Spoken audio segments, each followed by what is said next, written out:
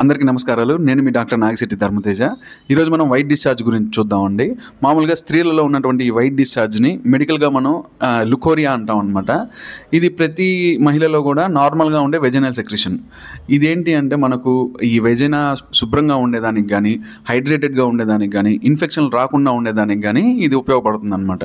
ఎప్పుడైతే ఈ white discharge smell గానీ, కలర్ గానీ, అదేవిధంగా కన్సిస్టెన్సీ గానీ మారతాయో అప్పుడు ఇది అండర్‌లయింగ్ డిసీజ్‌కి ఒక సైన్‌గా పనిచేస్తుంది ఇది. ఇది ఈ విధంగా మారడానికి కారణాలు చూసినట్లయితే మామూలుగా ఈస్ట్ ఇన్ఫెక్షన్స్ ఉండడం గానీ, అదేవిధంగా బ్యాక్టీరియల్ ఇన్ఫెక్షన్స్ ఉండడం గానీ, కొన్ని రకాల సుఖవ్యాధుల్లో కూడా మనకు ఇది ఇన్ఫెక్ట్ అయ్యి ఈ విధంగా స్మెల్, కలర్ మారేదానికి అవకాశం ఉంటుందండి. ఈ వైట్ డిశ్చార్జ్ గురించి మనం ఎప్పుడు ఆందోళన చెందాలి అంటే ఎక్కువ వైట్ డిశ్చార్జ్ రావడం గానీ, అదేవిధంగా ఫౌల్ స్మెల్లింగ్ ఉండడం గానీ, కలర్ ఏమన్నా చేంజ్ అవ్వడం గానీ, వెజైనల్ ఇరిటేషన్ గానీ, బర్నింగ్ సెన్సేషన్ గానీ, డిస్కంఫర్ట్ గానీ ఇట్లాంటివన్నీ ఉన్నప్పుడు మనం దీని గురించి ఖచ్చితంగా జాగ్రత్త తీసుకోవాలి.